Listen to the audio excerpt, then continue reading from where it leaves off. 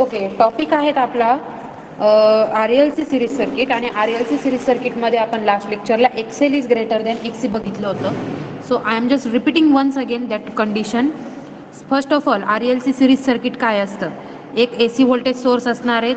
AC voltage source नंतर तुमचा असतो रजिस्टर, त्यानंतर असतो इंडक्टर, त्यानंतर आहेत कॅपॅसिटर. ओके, AC व्होल्टेज सोर्सचं इक्वेशन काय आहे? VE is equals to VM sine of omega T. त्यालाच ओमेगाला आपण रिप्लेस केलं 2πf ने, that is VM sine of 2πft, that is VM sine of theta. Okay, त्यानंतर आहेत आपलं रजिस्टर, इंडक्टर, कॅपॅसिटरचे equations. For example, resistor R आहे, इंडक्टर L आहे, कॅपॅसिटर C आहे. रजिस्टरच्या अक्रॉस इन व्होल्टेज काय असतं? VR. इंडक्टरच्या अक्रॉस व्होल्टेज असतं VL आणि कॅपॅसिटरच्या अक्रॉस व्होल्टेज असतं VC. आपल्याला काय माहिती आहे की सिरीज सर्किटमध्ये करंट जो असतो तो सेम असतो, बट व्होल्टेज काय होतं? डिवाइड होतं. सो रिस्पेक्टिव्ह व्होल्टेजचे इक्वेशन्स काय? VR साठी as per Ohm's law V is equals to I into R equation असतं, तर V is equals to I into Z कशासाठी इक्वेशन राहील? AC साठी, AC मध्ये. ओके, जर सर्किटमध्ये फक्त रजिस्टरच कन्सिडर असेल तर काय येईल इक्वेशन? I into R. फक्त इंडक्टर असेल तर काय इक्वेशन येईल? I into XL. जर कॅपॅसिटर असेल तर इक्वेशन काय कन्सिडर होईल? I into XC. Okay, VR is equals to I into R, VL is equals to I into XL, VC is equals to I into XC. त्यानंतर phasor diagram respectively आपल्याला माहिती आहे, जर जी quantity common असते तिला काय घ्यायचं? रेफरन्स क्वांटिटी घ्यायची, आणि जी दुसरी क्वांटिटी आहे तिला काय घ्यायचं? फेजर क्वांटिटी घ्यायचं. फॉर एक्झाम्पल, करंटला जर आपण रेफरन्स घेतलं तर हा तुमचा व्होल्टेज जो आहे तो काय येईल? इन फेज येणार आहे. Okay, so this is I and this is VR. त्यानंतर जर करंटला रेफरन्स घेतलं तर प्युअरली इंडक्टिव्ह साठी काय होतं? व्होल्टेज हे लीड होतं बाय 90 डिग्री. जर करंटला रेफरन्स घेतलं तर कॅपॅसिटरसाठी व्होल्टेज काय होणार आहे? लॅग होणार आहे by 90 degree. Okay, so this is your circuit diagram and respective phasor diagram, circuit diagram and respective phasor diagram for first condition. Okay, हे झालं तुमचं इथपर्यंत. त्यानंतर पुढे आहेत to draw phasor diagram. Phasor diagram draw करण्यासाठी आपल्याला डायरेक्टली फेजर डायग्राम घेता येणार नाहीये, तर आपल्याला काय घ्यावं लागणार आहे? तर आपल्याला घ्यावे लागणार आहे 3 कंडिशन. तर 3 कंडिशन कोणत्या? तर फर्स्ट कंडिशन आहेत एक्सेल इज ग्रेटर दॅन एक्सी, सेकंड वन आहे एक्सेल इज लेस दॅन एक्सी, थर्ड वन आहे एक्सेल इज इक्वल टू एक्सी. एक्सेल जर ग्रेटर असेल, म्हणजे हा जर एक्सेल ग्रेटर असेल तर हा VL पण ग्रेटर राहणार. जर XC हा ग्रेटर असेल तर VC पण ग्रेटर राहणार. Similarly X L greater than XC तर आपण म्हणू शकतो VL ग्रेटर दॅन VC. जर X L is less than XC असेल तर VL पण लेस दॅन VC असेल. X L is equals to XC असेल तर आपण म्हणू शकतो VL is equals to VC असेल. Okay, done. Now take the first condition. मग आपण यातली फर्स्ट कंडिशन पाहिली, X L is greater than XC, that is VL greater than VC.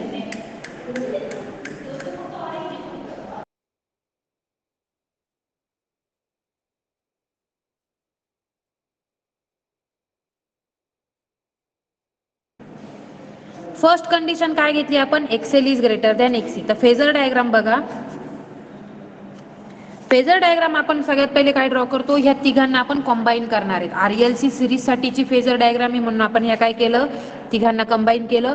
पहिला घेतलं current as a constant. Okay, current आपण reference quantity, हा झाला तुमचा करंट I. त्याच्या इन फेज मध्ये कोण आहेत? VR.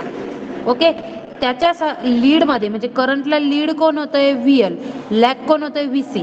पण कंडिशन काय आहे? VL मायनस VC, म्हणजे हा VL कसा असणार आहे? Greater, X L is greater than XC म्हणजेच VL ग्रेटर दॅन VC. म्हणजे VL कसा दाखवायचा? आपल्याला मॅक्झिमम दाखवायचा आहे. तर बघा, याचा मॅग्निट्यूड जो आहे फ्रॉम द झिरो, हा काय आहे?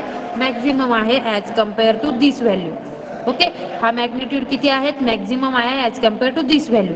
मग आपण काय करतो? रिझल्टंट जर व्होल्टेज काढायचं असेल तर रिझल्टंट व्होल्टेज कसं काढणार आहे?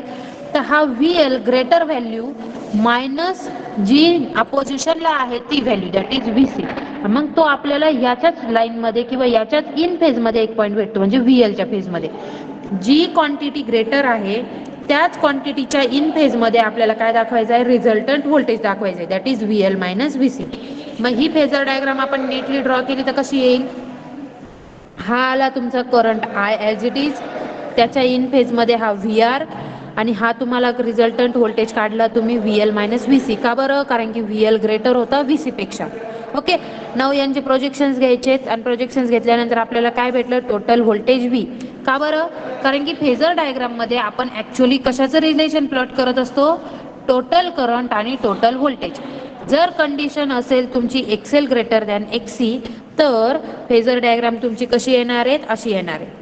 मग आता तुम्हाला हा जो पॉईंट भेटला तो असणार आहे तुमचा voltage V. Normally voltage V आणि करंट I यांच्यातला जो डिफरन्स असतो त्याला कशाने डिनोट करतात? फायने. म्हणजे हा फाय जो आहे हा फाय कशा टाईपचा आहे? तर आपण हे कशावरनं ठरवणार? तर पॉवर फॅक्टरवरनं. पॉवर फॅक्टर मग काय असतो? पॉवर फॅक्टरसाठी जनरली व्होल्टेजला रेफरन्स क्वांटिटी घ्यायचं आणि करंटला काय घ्यायचं? फेजर क्वांटिटी घ्यायचं. जर व्होल्टेजला रेफरन्स घेतलं तर करंट काय होतोय? लॅग होतोय. बरोबर आहे. जर करंटला रेफरन्स घेतलं तर व्होल्टेज काय होतंय? लीड होतंय. पण पॉवर फॅक्टरसाठी नेहमी काय करायचं? व्होल्टेजला रेफरन्स क्वांटिटी घेणार आणि करंटला काय घेणार? फेजर क्वांटिटी घेणार. Okay, so now what's here the power factor कसा असणार आहे तुमचा? Power factor is lagging. का बरं? करंट हा व्होल्टेजला लॅग होतोय. जो रेफरन्स क्वांटिटी असतो त्याच्यानुसार पॉवर फॅक्टर म्हणायचा. जो क्वांटिटी फेजर क्वांटिटीचं रिलेशन कसं आहे ते बघणार. फेजर क्वांटिटी लीड होते का लॅग होते? नाही, ती लॅग होते. कशाला? व्होल्टेजला. म्हणून तुम्ही काय म्हणणार आहेत? व्होल्टेजला करंट काय होतोय?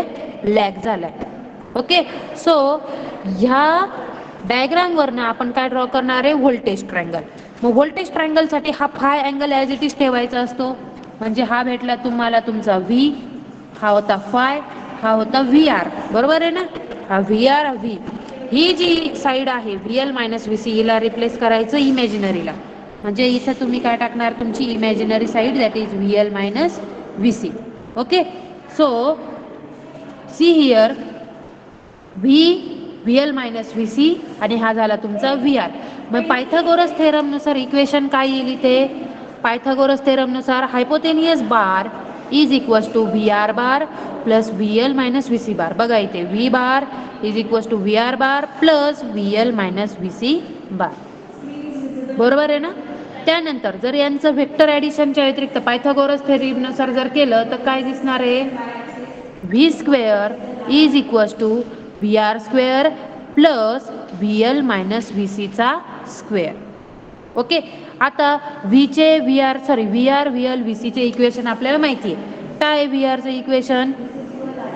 किंवा डायरेक्टली V प्लॉट करायचं आहे आपल्याला. तर V कसा येईल? V चा स्क्वेअर रूट डायरेक्ट घेतला, इकडच्या याला काय येणार? अंडर रूट येणार. Under root of VR square plus VL minus VC चा स्क्वेअर. ओके, तर VR काय आहे? VR आहे I इंटू R, VL आहे I इंटू XL आणि VC आहे I इंटू XC. टाका मग व्हॅल्यू याच्यामध्ये. That is I into R, I into XL minus I into XC त्याचा स्क्वेअर, इकडे याचा स्क्वेअर. डन. त्यानंतर यातला I कॉमन बाहेर काढायचं आहे तर काय येईल आपल्याला? I स्क्वेअर R स्क्वेअर आणि यांमधल्या directly I as it is बाहेर घेतला तर काय येईल? I स्क्वेअर येणार आहे. ओके, सो I स्क्वेअर परत कॉमनली बाहेर काढला. अंडर रूटमध्ये काय राहील? Under root of I square into हा R square plus XL minus XC चा square. Okay, so V is equals to what? I जो आहे तो ॲज इट इज घेतला. Under root of I square is equals to what येईल? तुमचा I येणार. V upon I काय असतो? Z. म्हणजे अंडर रूटमध्ये आपल्याला काय भेटलं? R square plus XL minus XC चा स्क्वेअर भेटला. Okay, so this is your impedance. Impedance is what? Impedance Z is equals to R square plus XL minus XC चा square. Okay, done. त्यानंतर Z काय आहे? आता आपण हा Z calculate केला, पण Z चा ट्रायंगल ड्रॉ करायचा आहे. तर ट्रायंगल ड्रॉ करण्यासाठी याला परत पायथागोरस थेरमनुसार आपल्याला स्प्लिट करावं लागेल. म्हणजेच काय? Z square is equals to R square plus XL minus XC चा square. Okay, Z square is equals to R square plus XL minus XC चा स्क्वेअर. त्यालाच आपण म्हणूया बारच्या रिलेशनमध्ये. That is Z bar is equals to R bar plus XL minus XC चा बार. Okay, म्हणजे आपली इम्पिडन्स ट्रायंगल मधला हायपोटेनियस असणार आहे Z, रिअल साईड असणार आहे R आणि इमॅजिनरी साईड काय असणार आहे? XL minus XC. ओके, हे आपण लास्ट लेक्चरलाही घेतलं होतं. ही एक टाईपची रिव्हिजन झाली आपली ही आतापर्यंत. फर्स्ट कंडिशनसाठी कंडिशन नंबर 1 होती जी आपली एक्सेल ग्रेटर दॅन एक्सी. ओके. यानंतर आपण सेकंड कंडिशन बघणार आहोत. सेकंड कंडिशन जी आहे ती आहेत आपली कंडिशन नंबर 2. काय असेल? एक्सेल इज लेस दॅन एक्सी. म्हणजेच काय असेल? व्ही एल अगेन लेस दॅन व्ही सी असेल. बरोबर का? व्ही एल पण लेस होईल आपल्या कशापेक्षा? व्ही सी पेक्षा. मग इकडे बघा, जर व्ही एल लेस असेल तर फेजर डायग्राम कशी काढणार आपण? हे common as it is phasor डायग्रामसाठी. कॉमन मध्ये काय असणार आहे? हा तुमचा current I as a reference. त्याच्या इन फेज मध्ये असतो तुमचा व्ही आर. आता कोण ग्रेटर आहे? व्ही एल ग्रेटर आहे का V C? V C greater आहे. त्यामुळे हा व्ही सी काय दाखवणार आहे तुम्ही? Maximum. Sorry, this one is your I, this one is V R, आणि हा तुमचा असणार आहे व्ही सी मॅक्झिमम. त्याच्या कम्पॅरेटिव्हली तुमचा व्ही एल कसा असेल? कमी असेल. ओके. मग आता हा जो मॅक्झिमम व्हॅल्यू आहे त्याच्यातनं ही व्हॅल्यू काय करायची? मायनस करायची. ना हा इथं तुम्हाला पॉईंट काय घेतला? V C minus V L भेटला. ओके. हा पॉईंट काय भेटला? V C minus V L भेटला. हा आहे 90 डिग्री, हा आहे 90 डिग्री. डन. आता ह्या फेजर डायग्रामला थोडंसं स्प्लिट केलं पुढे जाऊन तर काय येणार आपली फेजर डायग्राम? फक्त व्ही आरचे रिझल्टंट घ्यायचे, म्हणजे व्होल्टेजेसचे रिझल्टंट घ्यायचे. हा असणार आहे तुमचा current I as it is, हा व्ही आर, आणि हा होता इथे तुमचा V L minus V C. Okay. ह्या व्ही आरचा आणि ह्या व्ही एल मायनस व्ही सीचा रिझल्ट घेतला. हा पॉईंट भेटला तुम्हाला. हा आहे तुमचा टोटल व्होल्टेज व्ही. काय आहेत? हा टोटल व्होल्टेज व्ही. आणि normally difference between voltage and current called as the five. Angle between voltage and current, total voltage and current, तो काय असेल? फाय असेल. परत पॉवर फॅक्टर जर काढायचं असेल तर पॉवर फॅक्टरसाठी काय म्हणणार आपण? पॉवर फॅक्टरसाठी आपण घेतो व्होल्टेजला रेफरन्स आणि करंटला फेजर. मग करंटचं रिलेशन कसं आहे इथे? जर व्होल्टेज रेफरन्स असेल तर करंट काय होतोय? लीड होतोय. मग power factor in condition X C greater than X L और V C greater than V L is leading. Power factor कसा आहे? लीडिंग. डन. त्यानंतर आता व्होल्टेज ट्रायंगल ड्रॉ करायचा आहे. फाय अँगलची साईड ॲज इट इज घ्यायची. म्हणजे हा झाला तुमचा फाय, ही झाली व्ही आर, हा झाला व्ही.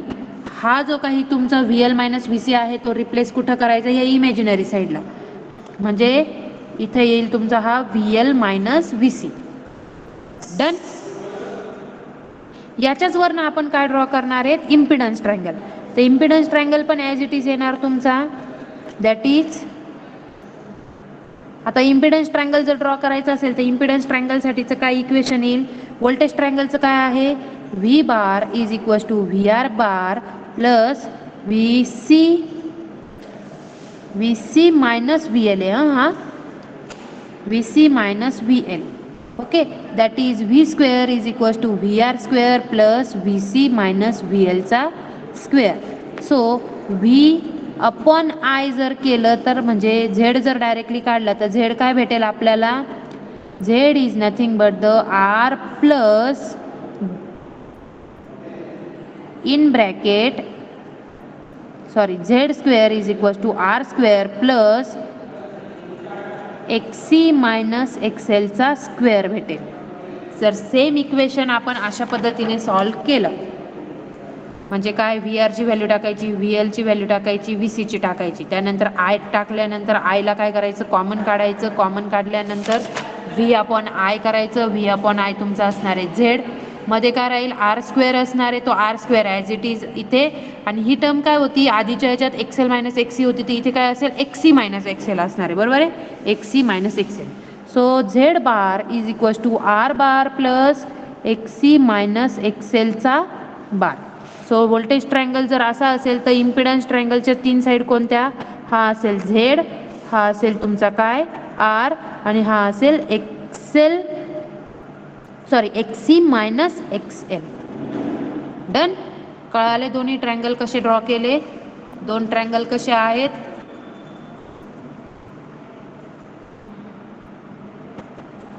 येस और नो? Yes ma'am. ओके, इथे झाली तुमची कंडिशन नंबर 2 कंप्लीट झाली. ओके, त्यानंतर कंडिशन नंबर 3 आहे. आता कंडिशन नंबर 3 कोणती होती? एक्सेल इज इक्वल्स टू एक्सी. आपल्याला काय माहिती आहे, जर एक्सेल इक्वल टू एक्सी असेल तर व्हीएल पण इक्वल टू काय येणार आहे? व्हीसी येणार आहे. आता हा व्हीएल मायनस जर व्हीसी केला म्हणजे उरला काय इकडे? 0. बरे, व्हीएल मायनस व्हीसी काय राहील? 0. तसंच एक्सेल इज इक्वल्स टू एक्सी असेल, एक्सेल मायनस एक्सी केलं तर तो पण काय इक्वल टू काय येईल? 0 येईल. एक्झाम्पल घेतलं तराजूचं, मागच्या लेक्चरला सांगितलं होतं. तराजूचं एक्झाम्पल काय असतो? हा घेतला आर ही निडल मधली, एका याच्यात म्हणजे हा एक्सेल तुम्ही ठेवला 50 ग्रॅम किंवा 50 ओहम आणि इथे एक्सी ठेवला तुमचा परत 50 ओहम. जर 50 ओहम इक्वल इक्वल असतील तर सर्किटची ही निडल कशी असेल? स्ट्रेट राहील. ती टिल्ट होणार आहे का कुठे इकडे तिकडे? नाही होणार. जसं की हे आधीचं एक्झाम्पल बघा, एक्सेल ग्रेटर दॅन एक्सी आणि एक्सी ग्रेटर दॅन एक्सेल या 2 कंडिशन होत्या, बरोबर आहे. त्या दोघांमध्ये समजा जर 50 ओहम हा तुमचा एक्सी मॅम असेल, खूप ब्लर दिसतंय.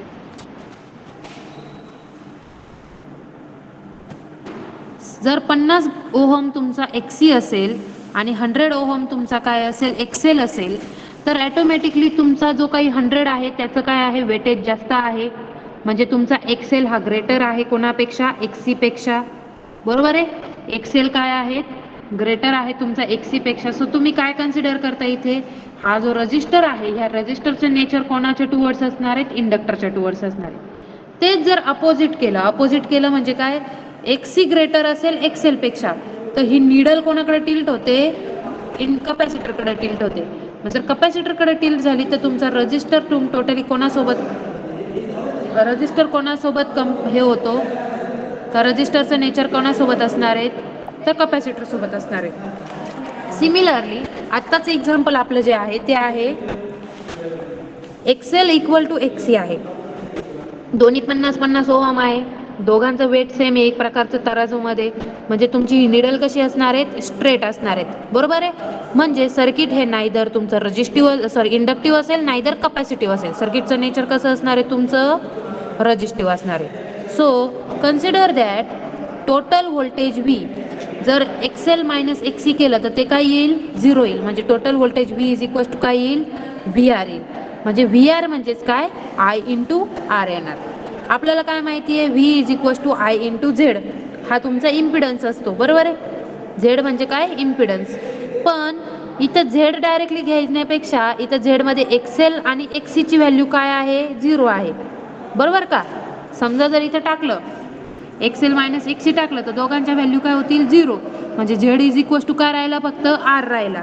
म्हणजे व्होल्टेजचं इक्वेशन काय राहिलं? V is equal to I into R. कशासाठी? Condition Excel is equal to XC साठी. Excel is equal to XC साठी काय आलं इक्वेशन तुमचं? V is equal to I into R. मग फेजर डायग्राम बघा. फेजर डायग्राम मध्ये हा आय काढला, त्याच्या इन फेज मध्ये व्ही आर आला. व्ही सी आणि व्ही एल दोघांचे मॅग्निट्यूड किती घेणार? सेम घेणार. दोघांचे मॅग्निट्यूड सेम घेतले, हा 90 डिग्री हा 90 डिग्री, म्हणजे या दोघांमध्ये किती डिफरन्स झाला? 180चा. जेव्हा दोन क्वांटिटी एकमेकांना 180 डिग्रीने एक्झॅक्टली अपोजिट असतील तर त्याला काय म्हणतो आपण? आउट ऑफ फेज म्हणणार. काय म्हणणार आपण त्यांना? Out of phase. जर दोघं पण एकदम एक्झॅक्टली अपोजिट रिलेशन आहे, दोघं इक्वल आहे आणि अपोजिट आहे, म्हणजे ते एकमेकांना कॅन्सल करतील, उरलं काय? फक्त रेझिस्टन्स. म्हणून तुमची ऍक्च्युअल फेजर डायग्राम काय येईल? V are in phase with the I. दोघांचा फेज डिफरन्स फाय किती असणार आहे? फाय इज इक्वल टू 0 असणार आहे. ओके, ही झाली तुमची थर्ड कंडिशन साठीची फेजर डायग्राम. मग फेजर डायग्राम झाली. फेजर डायग्राम झाल्यानंतर मला सांगा आता, जर आपल्याला व्होल्टेज ट्रायंगल आणि इम्पिडन्स ट्रायंगल काढायचे असतील तर इथे 3 साईड आहेत का व्होल्टेजेसच्या? नाहीये. आहेत का कोणी दुसरं व्होल्टेज अवेलेबल? नाहीये. सो याच्यासाठी व्होल्टेज ट्रायंगल पण येणार नाही आणि इम्पिडन्स ट्रायंगल पण येणार नाही. Done. So the condition is Z is equal to R plus J X. एक्सची व्हॅल्यू असते एक्सेल मायनस एक्सी. त्या जर दोन्ही 0 असतील तर झेड इज इक्वल टू काय उरला तुमचा? फक्त आर उरला. ओके, इथे ही तुमची तिसरी कंडिशन कोणती होती? एक्सेल इज इक्वल टू एक्सी. सो द कन्क्लुजन, तिघांचं कन्क्लुजन काय? कन्क्लुजन काय आहे तिघांचं? फर्स्ट कंडिशन होती एक्सेल इज ग्रेटर दॅन एक्सी, बरोबर आहे. त्याच्यामध्ये व्हीएल पण ग्रेटर होता व्हीसी पेक्षा, बरोबर का. एक्सेल जर ग्रेटर दॅन एक्सी असेल तर व्हीएल पण काय होतात, ग्रेटर दॅन व्हीसी असेल. त्याच कंडिशनला आपण काय म्हणू शकतो, एक्सेल मायनस एक्सी हा काय होता, एक्सेल मायनस एक्सी कसा होता, पॉझिटिव्ह होता. जर पॉझिटिव्ह एक्सेल मायनस एक्सी होता तर कॉस फाय म्हणजे पॉवर फॅक्टर तुमचा कसा असणार आहे, लॅगिंग. का बरं, कारण की पॉवर फॅक्टरसाठी आपण काय कन्सिडर करतो, व्होल्टेज ॲज अ रेफरन्स आणि current as a phasor quantity. Okay. Second condition, Excel is less than X C, त्यालाच आपण म्हटलंय V L is less than V C. त्याच्यामध्ये हा एक्सेल मायनस एक्सी जर केला, वरचीच व्हॅल्यू घेतली, एक्सेल मायनस एक्सी इथं जर पॉझिटिव्ह होता तर इथं तो काय येणार आहे, निगेटिव्ह असणार आहे. ओके, तो निगेटिव्ह आहेत म्हणून तुमचा कॉस फाय पण काय झाला, लीडिंग झाला. ओके. अगेन इथे पण सेम व्होल्टेज रेफरन्स घेणार आणि करंटला काय घेणार, फेजर घेणार. त्यानंतर X V L is equal to V C और X L is equal to X C, ही कंडिशन असेल तर एक्सेल मायनस एक्सी हे काय आलं, पॉझिटिव्ह पण नाही येणार निगेटिव्ह पण नाही येणार, इथे काय येईल ते 0 येईल. म्हणून कॉस फाय म्हणजे पॉवर फॅक्टर काय असेल तुमचा, युनिटी. युनिटी और आपण त्याला म्हणू शकतो 1. Okay, 1 power factor is 1. का बरं, फायची व्हॅल्यू जर 0 टाकून बघा, कॉस 0 इज इक्वल टू 1 आणि पॉवर फॅक्टर जिथे 1 येतो त्याला आपण म्हणतो युनिटी पॉवर फॅक्टर. तर नॉर्मली 3 टाईपचे पॉवर फॅक्टर झाले, किती, लॅगिंग, लीडिंग आणि युनिटी. हे तिन्ही तुमचे काय झाले, पॉवर फॅक्टर झाले. सर्किटचा आरएलसी सिरीज सर्किटचं 3 नेचर आहे. कोणतं, एक एक्सेल ग्रेटर दॅन एक्सी, एक्सेल लेस दॅन एक्सी, एक्सेल इज इक्वल टू एक्सी. एक्सेल ग्रेटर असेल तर सर्किट हे इंडक्टिव्ह टाईपचं राहील, पॉवर फॅक्टर काय येईल, लॅगिंग. कपॅसिटिव्ह टाईपचं सर्किट असलं तर एक्सी ग्रेटर आहे, पॉवर फॅक्टर काय येईल, लीडिंग. दोन्ही पण इक्वल असतील तर सर्किटमध्ये मोर डॉमिनेटिंग कंपोनेंट कोणता असणार आहेत, रेजिस्टन्स, आणि रेजिस्टिव्हमुळे सर्किटचं पॉवर फॅक्टर किती येतो, युनिटी. ओके, कळालं सगळ्यांना RLC series circuit. Yes ma'am.